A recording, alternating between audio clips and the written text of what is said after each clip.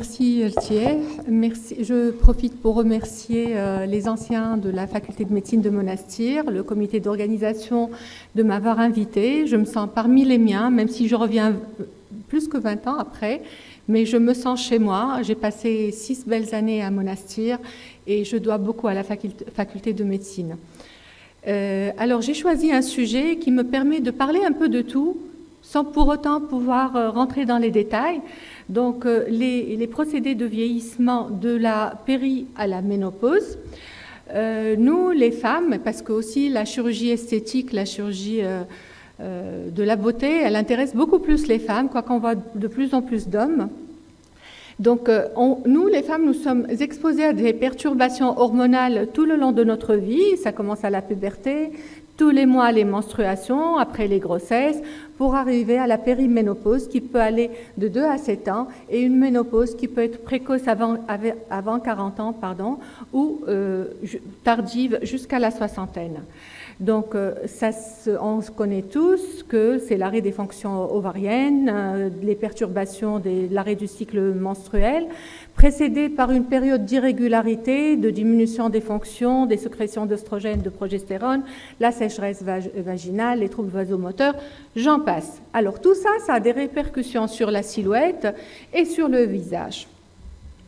Sur la silhouette, on va stocker de la graisse en compensation du manque d'œstrogène.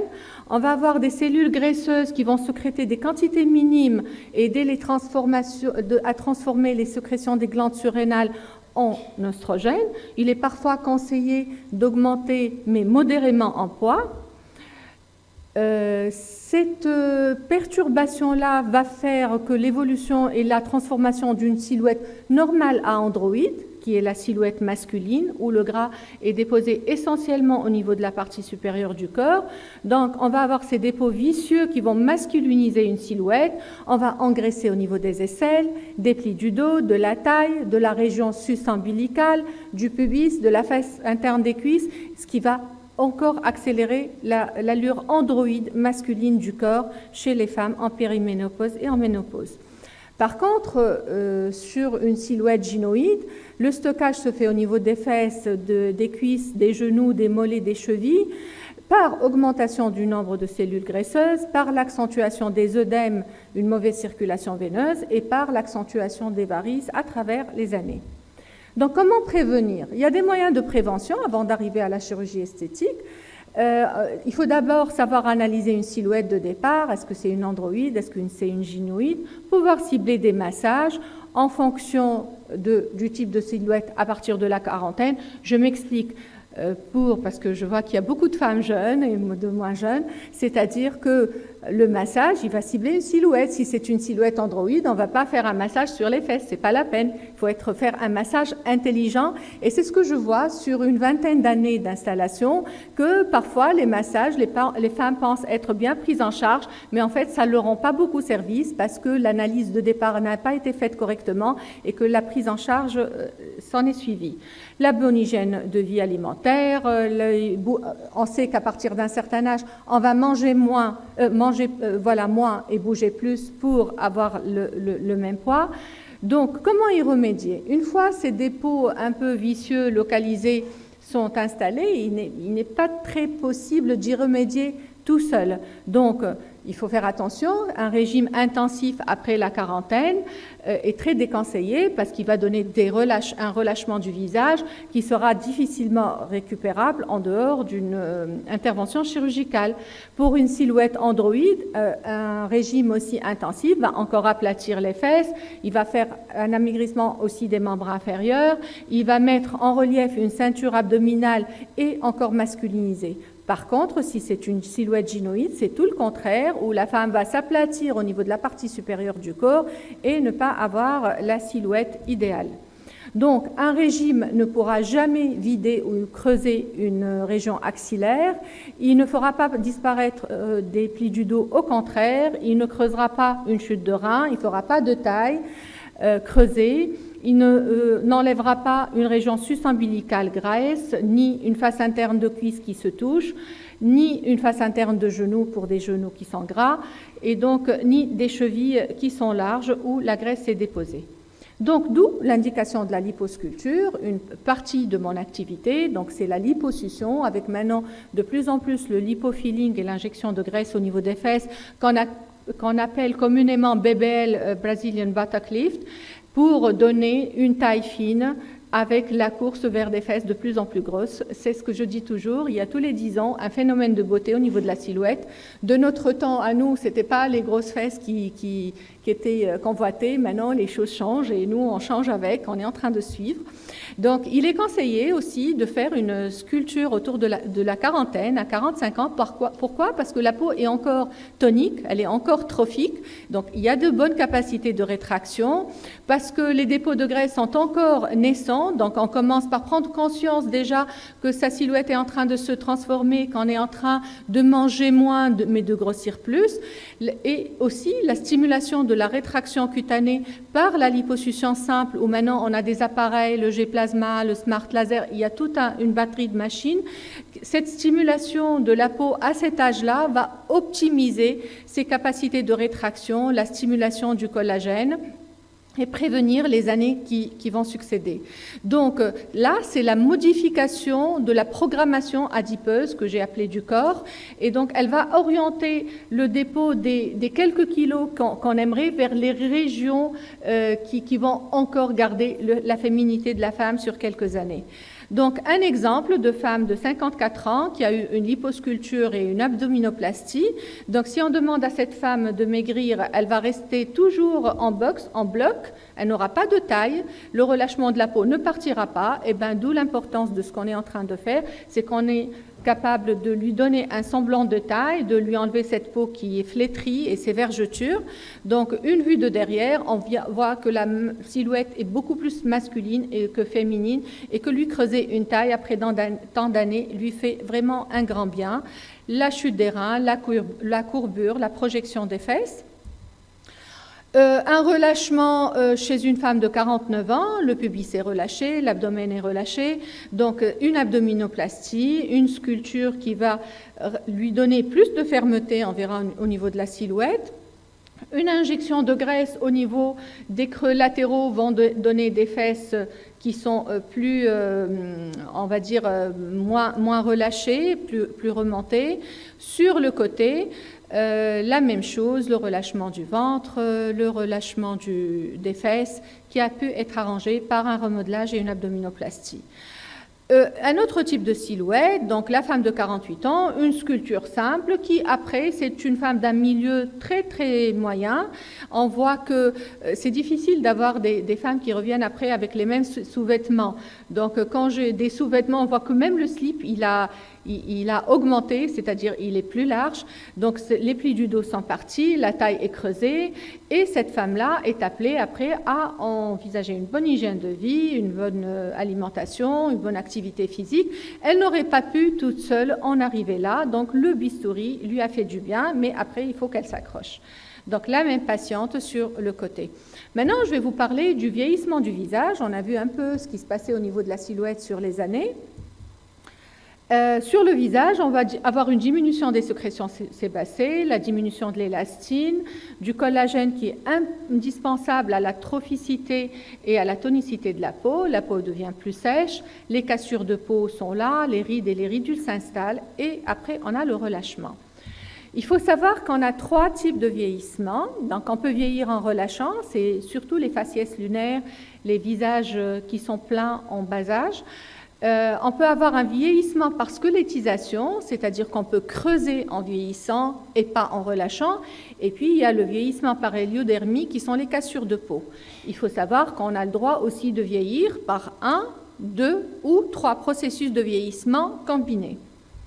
Pour chaque type de vieillissement, il y aura un traitement approprié. Par exemple, quand on a un vieillissement par squelettisation, on a un creusement des arcades temporales, un creusement du regard avec disparition du coussinet adipeux du sourcil, d'où un regard qui est creux, qui est squelettique, qui est osseux.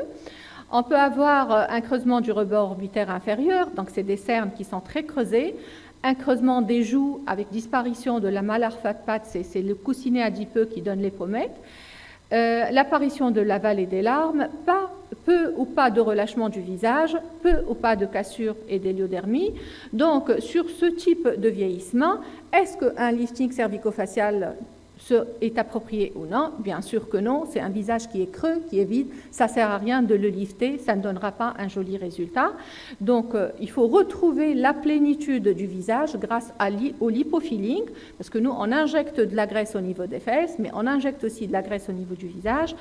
Donc c'est un visage qui aura besoin de plus de plénitude, beaucoup plus que de peau et de relâchement. La plénitude, la beauté, la jeunesse, c'est le bébé. Il est toujours très beau, c'est les poupées. On n'a jamais de poupées creuses quand on achète des jouets. Donc la plénitude, c'est la beauté. Donc il faut toujours respecter un peu ces reliefs et ces courbes du visage. Par contre, si on a un faciès qui est un peu gras au jeune âge, c'est clair que le relâchement s'installe. Donc c'est le principal mode de vieillissement chez cette patiente. Relâchement des paupières, ptose des joues, relâchement de l'ovale du visage et du cou. Oui, c'est l'indication du lifting cervico-facial. Donc, si j'ai un message à passer, c'est pour dire que le traitement chirurgical du visage n'est pas toujours le lifting cervico-facial. Il y a d'autres moyens. On peut les inclure au lifting comme ils peuvent être isolés. Donc, les vieillissements combinés, c'est quand on a une squelettisation, un vieillissement et de multiples cassures de peau. Donc, c'est des traitements combinés. Comment y remédier? C'est toujours aller du plus simple au plus compliqué. On a tous entendu parler des injections de toxines botuliniques pour remettre une balance musculaire au niveau du front. Ça peut être un sujet à part parce que le vieillissement musculaire du front, le vieillissement dynamique du front, il a aussi son traitement. Donc remettre un sourcil en place, ouvrir un regard, empêcher qu'un œil s'arrondisse et diminue de taille et s'enfonce avec les années. Donc ça, c'est l'art aussi de suivre ces patients. Enlever les rides, ça, c'est simple. Donc, les injections de cassure de peau avec de l'acide hyaluronique, ça aussi, il y a différentes batteries d'acide hyaluronique, différents moyens d'imbrication des acides hyaluroniques, des courses de laboratoire, des réticulations différentes, des concentrations différentes pour des indications différentes aussi.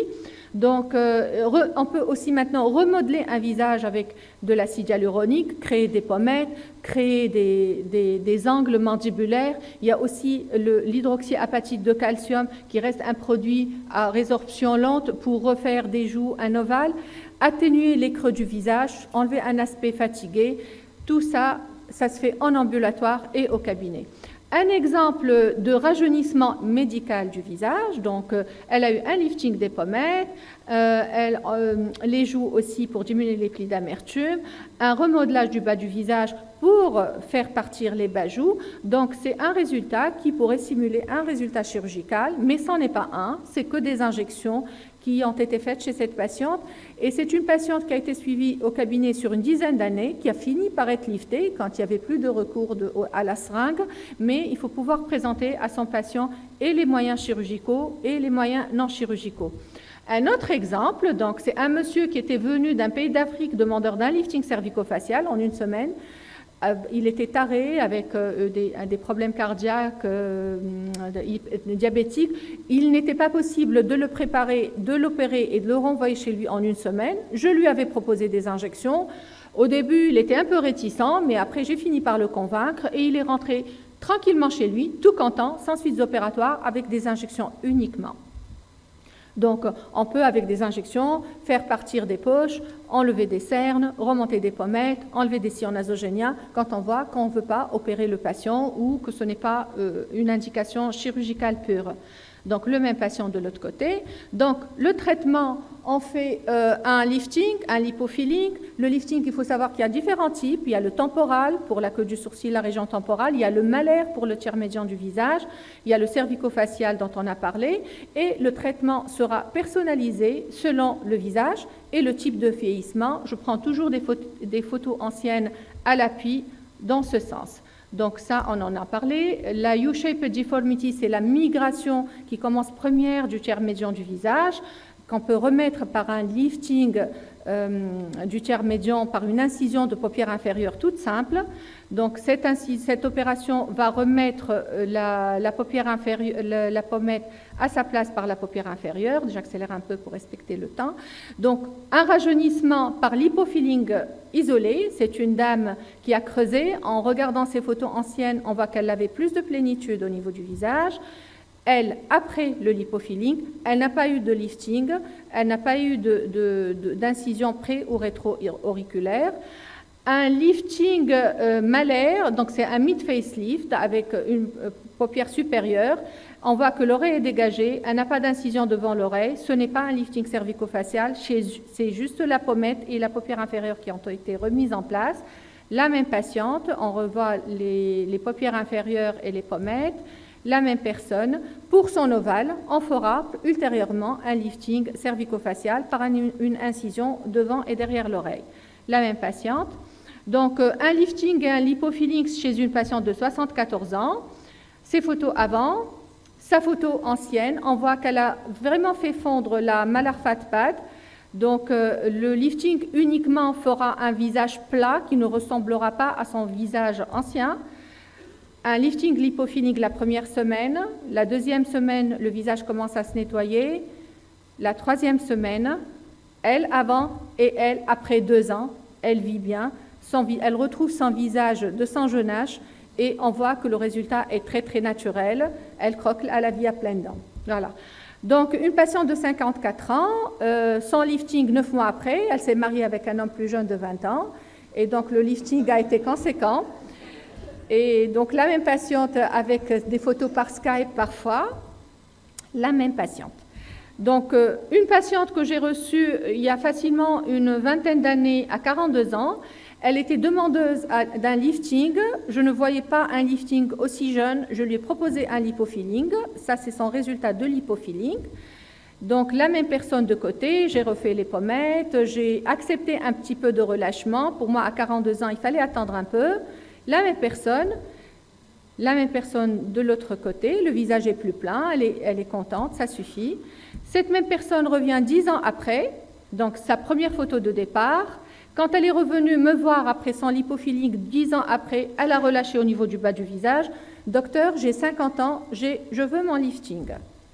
Son lifting nous a donné ce résultat, donc c'est pour montrer que le traitement d'une patiente ne se fait pas moyennant une seule intervention ou sur une année, c'est des patientes qu'on accompagne sur des décennies, donc je n'aurais jamais eu un résultat de lifting à 51 ans si la prise en charge n'avait pas été telle vers la quarantaine. La même patiente de côté, bien sûr on a fait pousser les cheveux pour casser les cicatrices devant l'oreille, il y a toute une préparation qui se fait avant un lifting cervico-facial. Donc là, l'accompagnement, le rajeunissement de la femme relève de l'art et de la technique.